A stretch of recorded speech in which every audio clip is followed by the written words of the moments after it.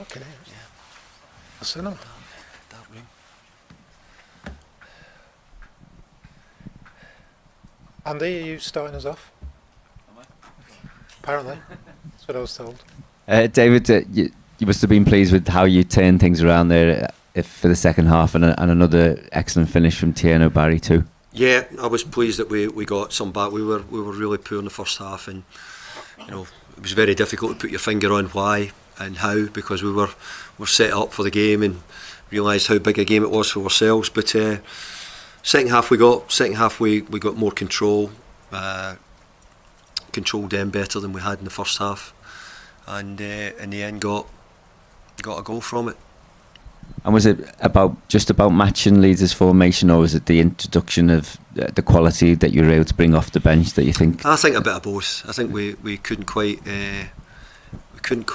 contain Leeds at times in the first half as well as I would have liked. We knew what they would do and how they would play, but we weren't able to sort of make it work. My plan was not to use Jared as early, or Kiernan, because Jared's probably not played for 8 months, and Kiernan's different. He could have probably played 45 minutes, but the idea was not to. So it wasn't as if these boys on the bench could play; they couldn't. And but getting them back, I thought they made a big difference when they come on. Andy? Oh, hi David. Hi there. Okay, could you just talk a bit more about Tierno, what he went through, struggles early on. Mm-hmm. So it shows a lot of character to come out 4 goals, 5 games, and your faith in him as well. You must be delighted for him. I'm really pleased for Tierno because he's, I keep saying we're looking at, there's a lot of strikers in the Premier League cost a lot of money, and it's making it, it's not that easy for them either.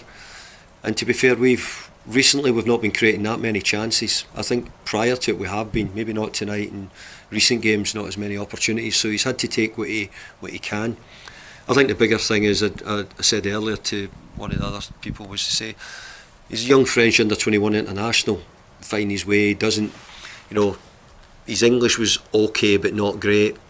I think he's just really beginning to get settled in and getting used to the whole club, the sort of the way the whole Premier League works, what's expected, the intensity of the league, and he's beginning to get used to it. He's getting used to the work levels which are having to put in.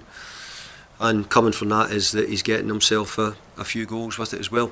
And obviously, if you bring a number 9 in, you want him to score. So he's just beginning to get a few goals. But we need to try and create some more chances so that he can maybe get a few more. Richard?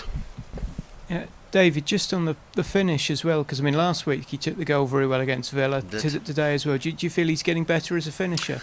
Yeah, I think that it's a big part of it. There's a little bit of textbook. Centre forwards would tell better than me, but got across the defender and sort of finished it and put it away. It was a really good run.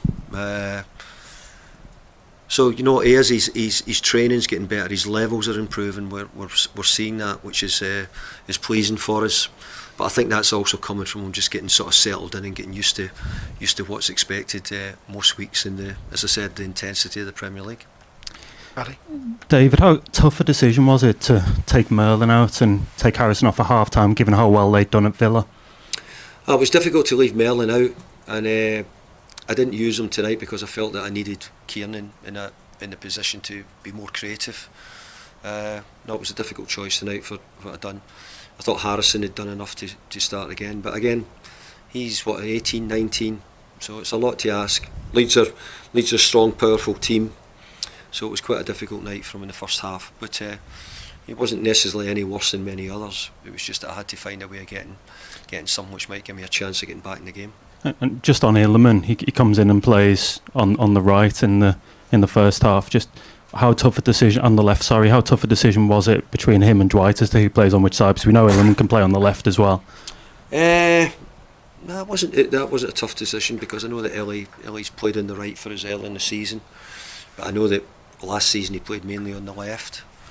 I think if he said, he would probably tell you he felt more comfortable on the left, but in truth he's been so good on the right as well, so it felt a bit easier just to put him on the left and Dwight on the right. Paul? David, I was just wondering if there's any update on Jack Grealish, whether he needs an op now. No, we're getting closer to knowing, but we're thinking that we're waiting on the surgeon saying what he thinks is the right choice. We're getting closer to it, and hopefully we'll be able to update you very shortly. And just any closer to bringing anybody in, or No, trying still? Not at the moment. I don't know anymore. I might find out a bit more the next day or two. Yeah, thanks. Any further questions? No? Okay, cheers. Cheers. Thank you.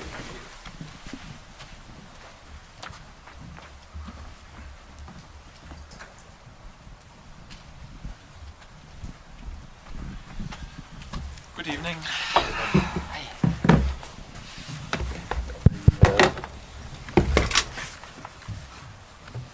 Graham first, just on the left. We'll go around usual order, our locals, and then take any questions afterwards. Graham, when you're ready. Daniel, did you feel like the second half was always going to be difficult, and did it play out as you expected? Yes, to be honest, I fully expect this because overall, really good result for us here on the road to travel away with 1 point after also impressive result for Everton in the last game against the top side. First half was outstanding, one of the best away performances we've shown. I think very dominant, didn't allow any chances. Was a bit unlucky that we couldn't capitalize even more because we had so many good situations where we could play the final pass or the second last pass even a bit tidier. But nevertheless, we had still great chances. Ilya Gruev, Dominic probably with the best chance, should have scored in this situation. We had the chance to bury there because Everton is a top side and well-managed side, and they have so much quality also on the bench, and to throw into it was clear that at some point in the second half they would show up. And yes, they had then more possession in the second half and were then dominant in possession. I still got the feeling that we were controlling the game also against the ball with less possession, yes, but we didn't allow too many chances. I think Khaled, before the goal, one good save after good finish, and after the goal there was one header against the crossbar.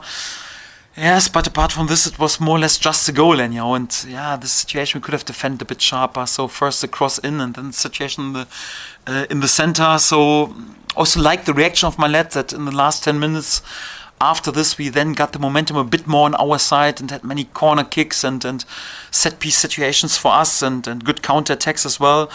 I haven't double checked right now the statistics, but the gut feeling is, although Everton had more possession in the second half, the feeling was still that we should be there with more expected goals, with more shots, with more big chances missed than them. So we were pretty close also like to win this game.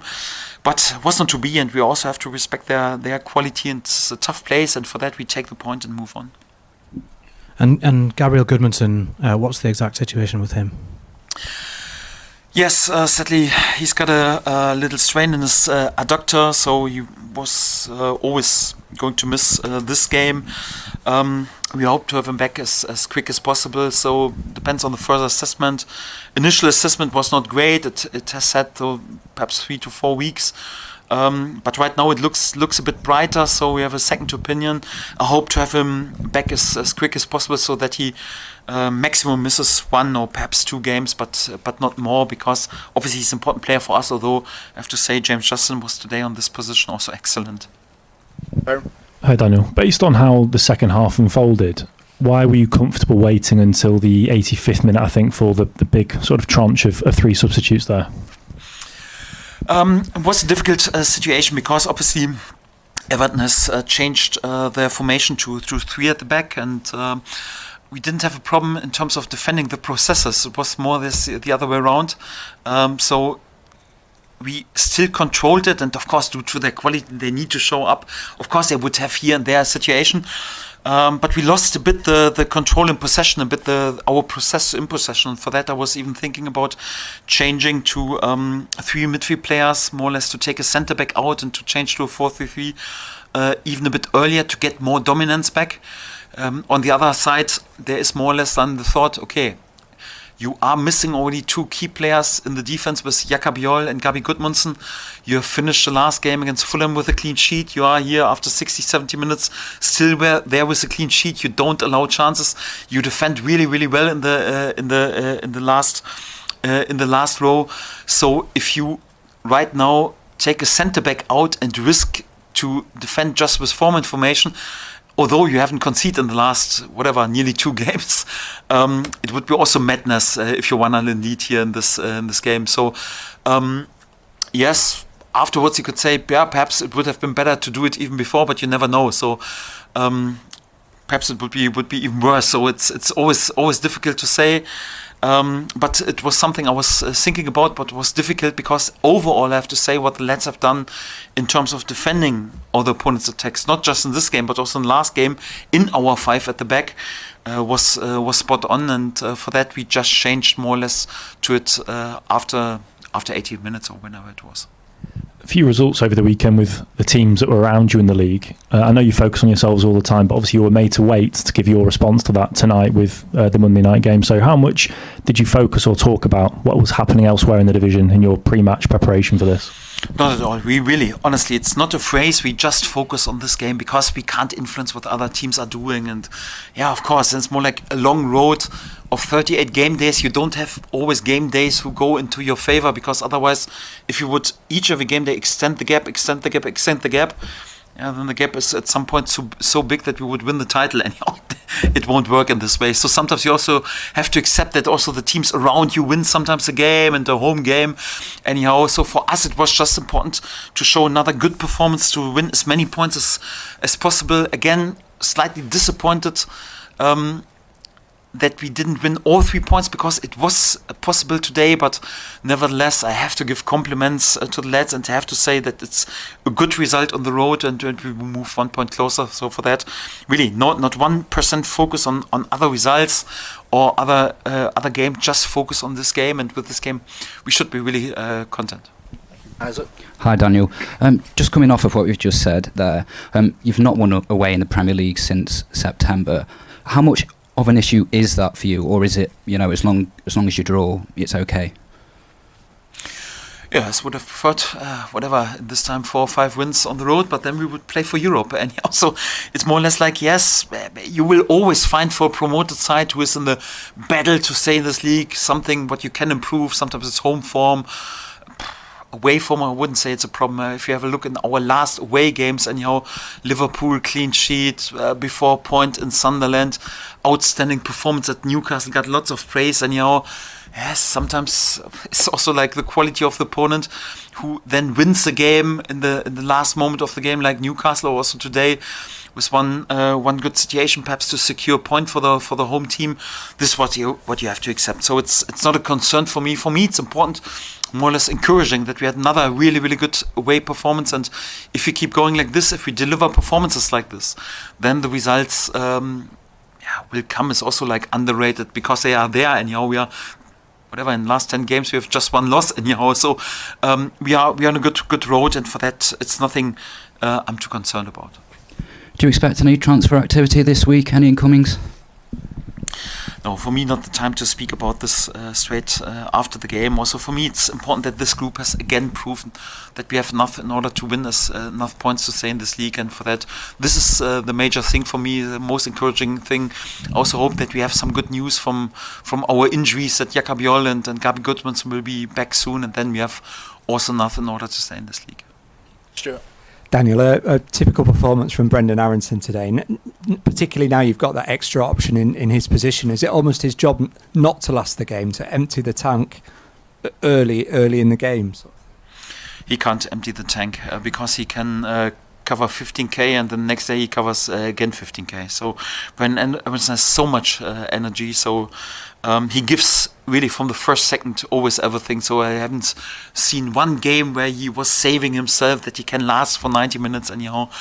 He always gives everything, and when I then got the feeling, okay, I take him off out of whatever reason, I will do this, but it will never be that he's running out of fuel, because this fuel of this lad is endless. And do you feel like the team's growing in confidence in the difficult phases of games on the back of this form that you're in? yes, each every good result and each every good performance is encouraging, and we are still a newly promoted side, and for that also to come to places like Sunderland, anyhow, and when they were in hot form, no one has won there, and then to show a good performance, to drive away with 1 point, to go to Liverpool, to return back with a clean sheet, to go to Everton, and everyone is slightly disappointed it wasn't all three, to go to Newcastle and get lots of praise for the performance. This is always good for the confidence, but on the other hand, it's also no reason right now to lose the ground under our feet, so we have to invest always 100%. We have to find a good balance between being rock solid and well structured, and on the other hand also brave and confident with the ball. We need to show this in each every game, because we won't win any points on this level due to our individual quality. We have to win it with the team, and this is very encouraging. Yeah. And I just wanted to ask you about the stadium. I mean, there's been talk about Elland Road being developed and expanded, very similar to Goodison Park. What was it like, though, coming to Everton at the new stadium for the first time? Yes, I think overall the stadium is very impressive, and anyhow, and also in the second half you could feel when they were, or had also parts when they were on top of the game or equalized anyhow, then it was also a great atmosphere. In general, I don't want to be involved in discussions about the stadium, what other clubs are doing, because I'm too respectful for this in order to give then my opinion. I'm too far away. I also wouldn't expect that anyone comments the ongoing, what we are doing at Leeds United. For us, the task will be to keep more or less like the tradition, the history of the stadium, and to keep also the very second to none and special atmosphere at Elland Road, and also to make sure that on the other hand it's still a state of the art and very modern stadium. I think this balance is important to value the history and not to change anything in terms of the noise and the mood and everything, but on the other hand also, like, of course, to make sure that it's really not dated and also ready, also like for the future. This is more or less the task for our key people who are responsible for this, but I'm not the builder of the stadium. This is for more important people in this topic, and for that I don't want to comment too much. Thank you. Anybody else? Thank you very much. Good, thank you. Have a good evening. All the best. Safe travels. Thank you. Thank you very much. Cheers. Thank you. Thank you.